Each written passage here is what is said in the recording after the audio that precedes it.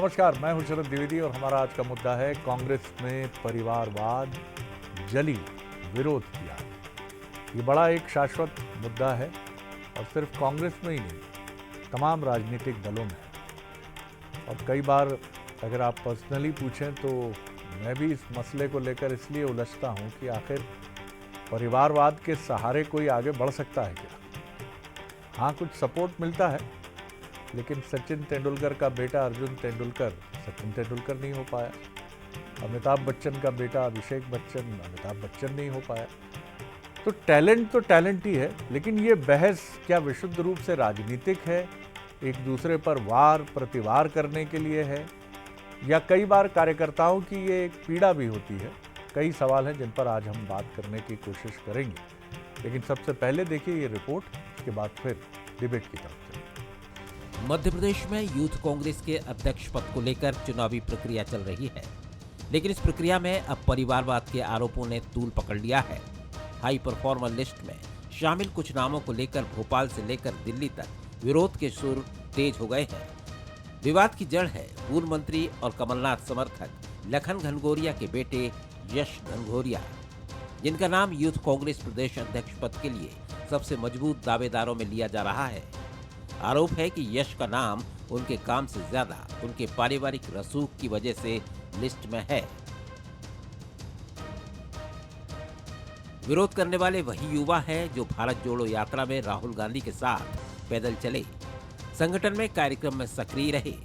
उनका सवाल है कि क्या कांग्रेस में अब परफॉर्मेंस से ज्यादा पहचान मायने रखती है। सवालों के बीच यूथ कांग्रेस की चुनावी प्रक्रिया को कांग्रेस पूरी तरह लोकतांत्रिक बता रही है। लोकतांत्रिक और पारदर्शी प्रक्रिया है। अगर किसी को किसी चीज़ से लेकर आपत्ति थी तो आपत्ति का भी एक समय निर्धारित किया गया था। उसमें कोई भी प्रत्याशी, कोई भी कार्यकर्ता आके अपनी आपत्ति को प्रस्तुत कर सकता था। उसकी आपत्ति को सुनने के बाद में, उसकी सत्यता की जांच करने के बाद में जिस भी प्रत्याशी के खिलाफ में आपत्ति है उसके नामांकन को निरस्त भी किया जा सकता था। तो इसको लेकर पूरे निर्वाचन की प्रक्रिया है, निर्वाचन के पदाधिकारी हैं, उनके पास में शिकायत का उचित प्लेटफॉर्म हमने युवाओं को उपलब्ध कराया था। ये पहला मौका नहीं है जब कांग्रेस पर परिवारवाद का आरोप लगा हो। पहले कांतिलाल भूरिया के बेटे विक्रांत भूरिया, फिर दर्शन सिंह के बेटे मितेंद्र सिंह और अब यश घनघोरिया। इतिहास खुद को दोहराता नजर आ रहा है। वहीं बीजेपी का आरोप है कि कांग्रेस में योग्यता नहीं, वंशवाद चलता है। पार्टी है ही परिवारवादी, वंशवादी, तो ये तो एंट्री गेट खोले ही उनके लिए जाता है। इसीलिए जो नाम आपके सामने आ रहे हैं वो सब नेताओं के बच्चे ज्यादा हैं। लेकिन हम सब जानते हैं कि दिग्विजय सिंह जी किस प्रकार अपने बच्चे को एस्टैब्लिश करने में लगे हुए हैं। तो भाई लखन घनघोरिया जी को क्या समस्या है? वो भी बड़े नेता हैं। जनता में से काम कर रहे युवाओं को अवसर देने की बात नहीं रह गई है। बड़े नेताओं के बच्चों के लिए खिड़की खोलना है कांग्रेस में नेता बनने के लिए। राहुल गांधी भले ही कांग्रेस में परफॉर्मेंस आधारित राजनीति की बात करें, लेकिन एमपी कांग्रेस में पुराने ढर्रे पर ही फैसले होते दिख रहे हैं। यूथ कांग्रेस की कमान किसे मिलेगी ये तो वक्त बताएगा, लेकिन चयन पार्टी के लिए चुनौती बन गया है, क्योंकि रेस में पिछड़ रहे दावेदार बवाल करते दिख रहे हैं। तो आपने देखा कि मसला एक बार फिर परिवारवाद का है, लेकिन बड़ा सवाल ये भी है कि क्या परिवारवाद के सहारे ही राजनीति की जा सकती है? पहले हमारे सवाल देखिए, यूथ कांग्रेस में क्या परफॉर्मेंस से ज़्यादा परिवार की पहचान चलती है? हाई परफॉर्मर लिस्ट निष्पक्ष है या तय नामों को जायज ठहराने का जरिया? कांग्रेस वंशवाद की तरफ जाकर बार बार बीजेपी को मौका क्यों देती है? ये महत्वपूर्ण सवाल है। एक बार बीजेपी के मध्य प्रदेश के एक बहुत टॉप लीडर से हमारी बात हो रही थी और हमने उनसे पूछा, क्योंकि उनका बेटा भी राजनीति में प्रवेश कर चुका है और पार्टी का कार्यकर्ता है, तो हमने उनसे पूछा कि आपकी पार्टी इस मसले को लेकर बहुत आक्रामक रहती है कि परिवारवाद नहीं है, परिवारवाद हमारे यहाँ नहीं है, लेकिन क्या ये कह के आप उन युवाओं के लिए रास्ता नहीं बंद करते हैं जो हो सकता है आपके परिवार से हों, आपका ही बेटा हो या और लोग भी हों? तो उन्होंने बिल्कुल इस बात को स्वीकार किया और उनका ये भी कहना था कि कम से कम 7-8 साल पहले की बात है कि इस पर पार्टी को एक पॉलिसी तय करनी चाहिए कि योग्यता महत्वपूर्ण है, लेकिन क्या ऐसा ना हो कि परिवारवाद के नाम पर किसी योग्य को पीछे कर दिया जाए?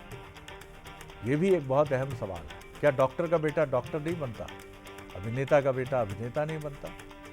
और क्या ये राजनेता के लिए बाध्यकारी होना चाहिए, चाहे वो बीजेपी का हो या कांग्रेस का हो, कि उसका बेटा राजनीति में नहीं जाएगा, नहीं तो परिवारवाद की छाया में घिर जाएगा?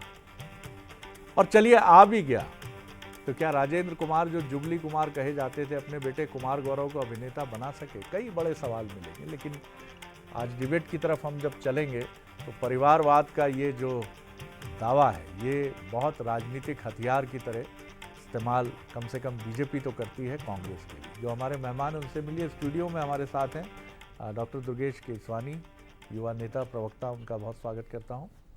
रोशनी यादव जी हैं, युवा नेता प्रवक्ता कांग्रेस की, उनका बहुत स्वागत है।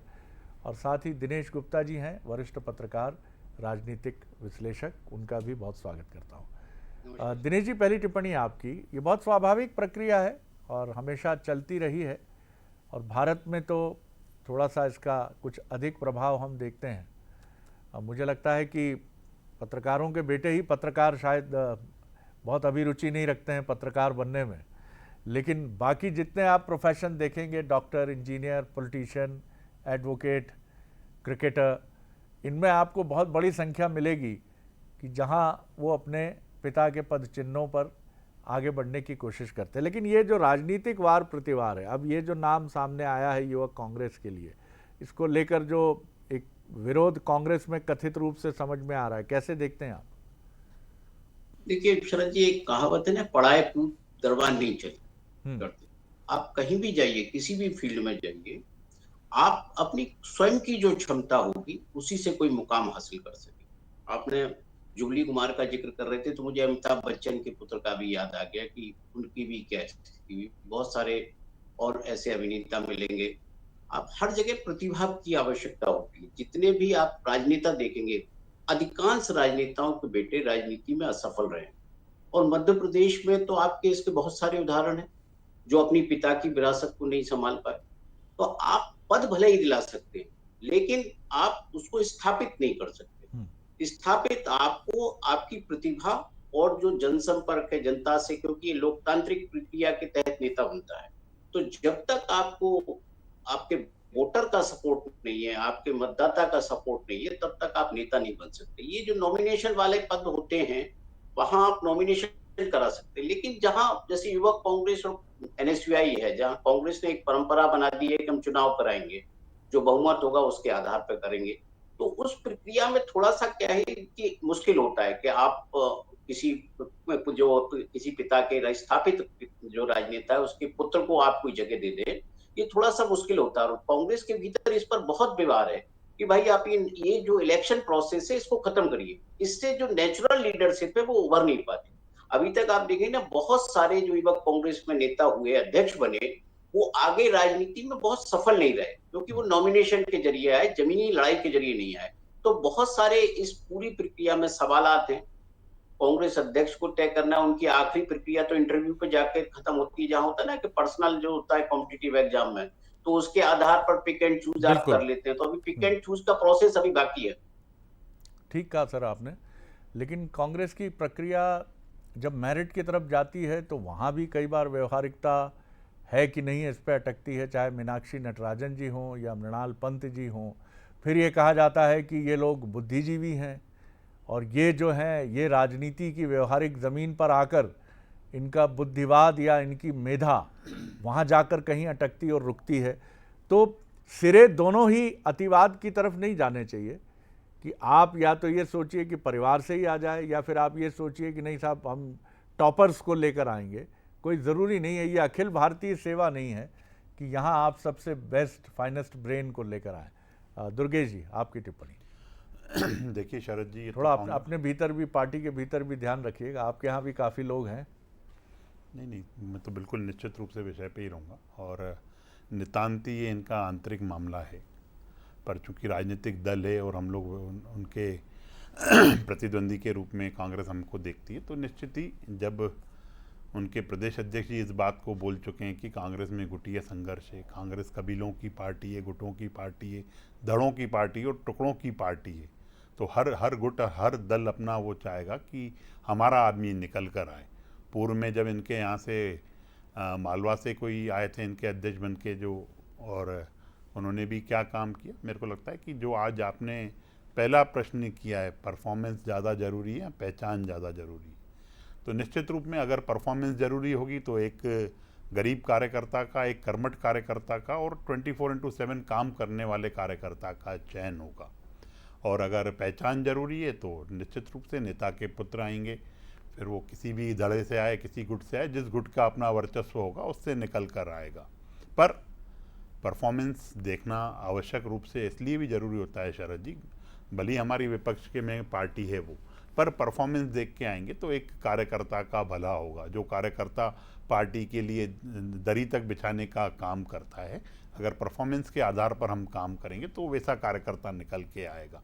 और अगर पहचान होगी तो नेता पुत्र आपके सामने होगा और हमारे सामने होगा। और वो कई बार हाथ कंगन को आरसी क्या, पढ़े लिखे को फारसी क्या, निश्चित रूप से गुप्ता जी ने उसकी ओर इंगित भी किया पूरा कि जब पार्टी का नेताओं के लड़के आएंगे तो पार्टी का भला नहीं होगा और कार्यकर्ता का भी भला नहीं होता है उसमें। जी रोशनी जी, किस तरह देखती हैं आप? आपने दोनों हमारे सीनियर जर्नलिस्ट दिनेश जी की भी बात सुनी और आपके काउंटर पार्ट बीजेपी के साथी डॉक्टर दुर्गेश केशवानी जी का भी मत सुना आपने। जी देखिए, मैं मानती हूँ कि एक लोकतांत्रिक प्रक्रिया के तहत कांग्रेस ने हमेशा जनता को और कार्यकर्ताओं को पहले तवज्जो दी है और उसी के बिहाफ पे ये जो इलेक्शन हो रहा है, मुझे लग रहा है 2008 से ये लगातार प्रक्रिया चल रही है यूथ कांग्रेस की। और आप देखें कि इसमें इतनी पारदर्शिता रखी गई है, चूँकि जो हमारा ज़मीनी कार्यकर्ता है उसको एक स्पेस मिले, खुद की ताकत को दिखा पाए, खुद के पावर को दिखा पाए, किस तरीके से वो ज़मीन पे काम कर रहा है, कांग्रेस की आवाज़ को उठा रहा है। तो आप नॉमिनेशन के थ्रू अपना नॉमिनेशन फाइल कर सकते हैं और एक पूरी पारदर्शिता के साथ इस प्रक्रिया को रखा।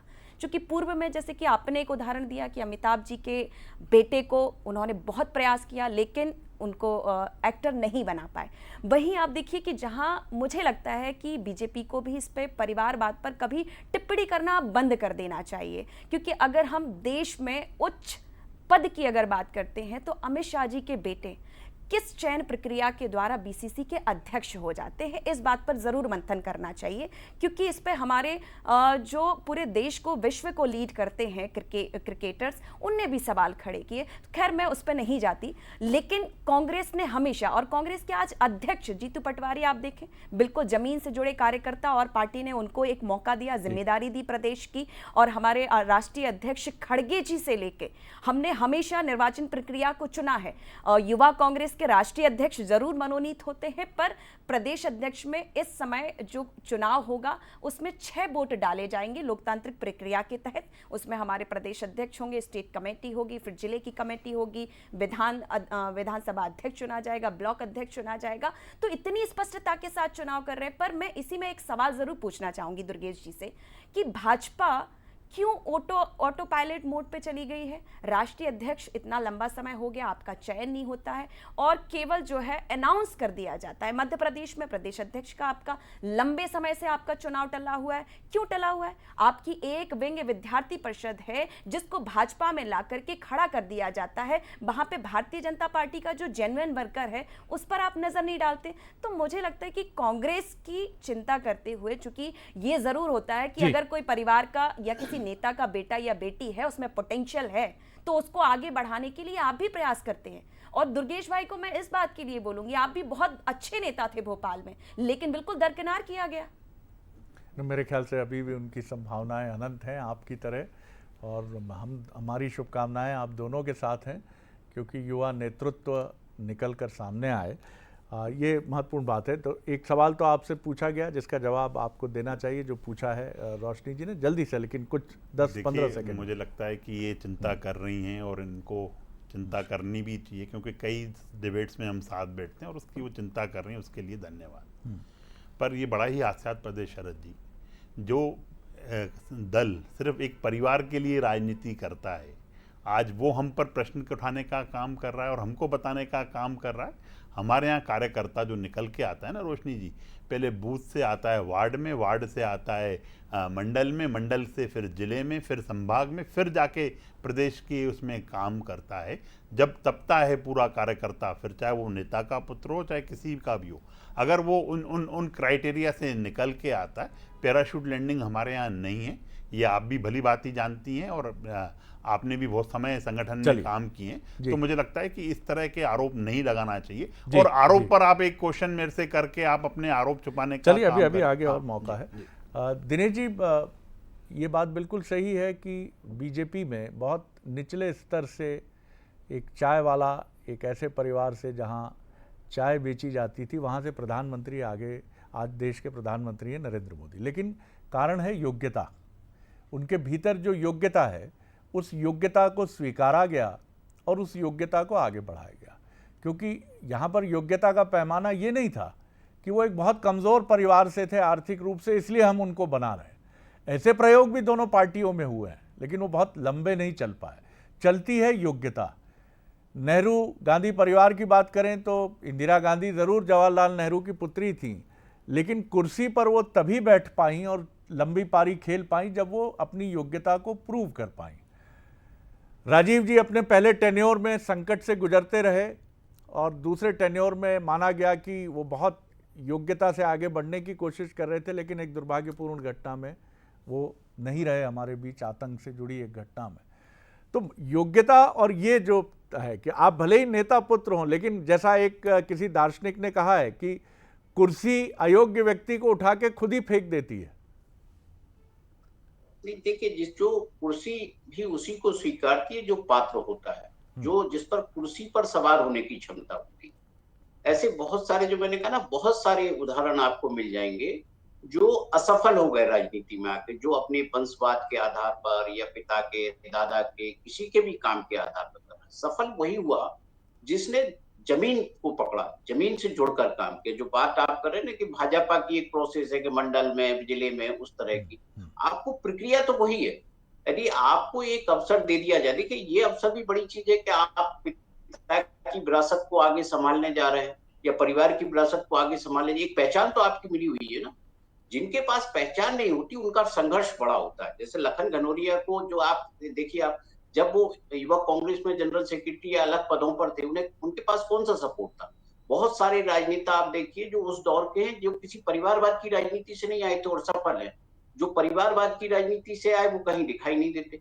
तो ये जो है, आपको मौका मिल सकता है, आपको कहीं ना कहीं वहां क्षेत्र का, जाति का, किसी भी आधार पर आपको सपोर्ट मिल सकता है, लेकिन काम आपको करना होगा, रिजल्ट देना होगा, अन्यथा ये सिस्टम अपने आप बाहर कर देगा।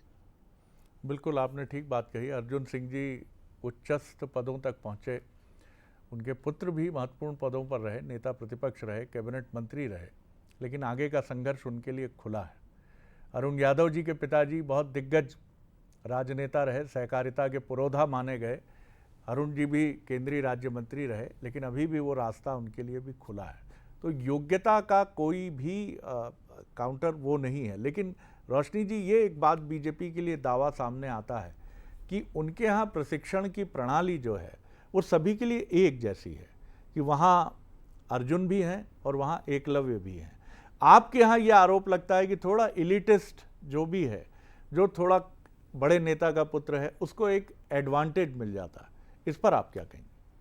देखिए, ये खैर बीजेपी की सोच है। मैं जहाँ तक, आज मैं भी कांग्रेस में हूँ और मैं जहाँ तक देख पा रही हूँ, और इस समय जो हमारा संगठन गढ़ा गया है, तो उसमें जो पात्रता के योग हैं, जो काम करने के योग्य हैं, जिनकी कैपेबिलिटी है, उनको ही चुना गया है। एज अ प्रवक्ता की टीम देख लें, हम संगठन की टीम देख लें, हम हमारे प्रदेश अध्यक्ष को देखते हैं, तो उनकी काबिलियत आपने देखा कि उसमें भी बहुत लंबी लाइन थी, बहुत दिग्गज नेताओं की लाइन थी, और शायद ये नाम भी नहीं आ पाता, लेकिन जीतू पटवारी जी का नाम आया। तो हम कैसे इस बात को स्वीकार सकते हैं? और देखिए, अगर मैं उसी में बीजेपी में जाऊं तो ऐसे बहुत सारे इनके भी नेता हैं, और मैंने सीधा सा सवाल देश के बड़े पद की बात की थी कि अमित शाह जी के बेटे जय शाह को किस योग्यता के कारण जो है बीसीसी का अध्यक्ष बना दिया गया? इस बात का मुझे जवाब नहीं मिला और कभी भी नहीं मिलेगा। राजनाथ जी, मतलब इतनी लिस्ट अगर उसको गिनाने जाएंगे तो वो व्यर्थ में समय बेकार होगा। मैं ये मानती हूँ, चूंकि गुप्ता जी ने भी उस बात को कहा कि कोई भी अगर नेता पुत्र या बेटी का किसी प्रकार से अगर चयन कर देता है, उसको थोड़ा बहुत सपोर्ट या लाभ मिल सकता है, लेकिन जब तक उसकी खुद की कैपेसिटी नहीं होगी, उसकी खुद की योग्यता नहीं होगी, तो वो उसका निर्वहन बहुत लंबे समय तक नहीं कर पाएगा। और चूंकि कांग्रेस पार्टी ने इस प्रक्रिया को पूरी पारदर्शिता के साथ रखा है और हम इस बात पे प्राउड फील करते हैं कि कम से कम ये वोटिंग के तहत जो है इस चुनाव प्रक्रिया को रखा है, इसमें लोकतांत्रिक भूमिका का बहुत महत्वपूर्ण बन जाती है। लेकिन बीजेपी इस बात का जवाब क्यों नहीं देती कि आप कब जो है चुनाव प्रक्रिया के तहत अध्यक्ष को, आप अपने अध्यक्ष को चुनते हैं, आप अपने संगठन के पदों की भर्ती करते हैं, आपके यहाँ तो एक पर्ची आ जाती है, उससे अनाउंसमेंट तय हो जाता है, उसमें तो आपका कोई क्राइटेरिया नहीं देखा जाता है, और फिर आप परिवारवाद की ये बातें करने के लिए क्यों, मतलब सवाल आपको करना ही क्यों है? ये तो पार्टी के अंदरूनी मामले हैं, जिसकी योग्यता होती है उसको चुना जाता है। पहले मुझे लगता है कि अपने घर में झांक करके अपने घर की एक लिस्ट बनानी चाहिए और उस पर मंथन करना चाहिए कि हम किस क्राइटेरिया के, हम अपने वर्करों को क्या सहूलियत दे रहे हैं, कितना उनको फ्रीडम दे रहे हैं कि आपका आपकी जो काबिलियत है उसके हिसाब से हम आपको चुन रहे हैं। लेकिन यहाँ एक और बड़ा अहम सवाल है, जो मानवीय सवाल है कि जो भी नेता पुत्र हैं, चाहे वो बीजेपी के हों या कांग्रेस के हों, उन पर क्या गुजरती होगी। हो सकता है उनमें से कुछ बहुत योग्य हों, चाहे वो बीजेपी के हों या कांग्रेस के हों, और वो अपनी योग्यता से आगे बढ़ना चाहते हैं, लेकिन आपने स्टैम्प्ड कर दिया है, सील लगा दी है कि साहब आप तो पिताजी की वजह से आगे बढ़े हैं भाई साहब, आपके पास तो कुछ भी नहीं, आपकी पढ़ाई जीरो। जी, मुख्यमंत्री जी का आपने स्टेटमेंट सुना होगा, वो सागर गड़ा कोटा में गए थे, तो वहां पे गोपाल भार्गव जी के पुत्र के लिए उन्होंने बड़ी तारीफ की थी, लेकिन अब आगे बढ़ाने का काम करिए ना आप। तो ये सवाल, ये एक मानवीय पक्ष भी। जी दुर्गेश जी।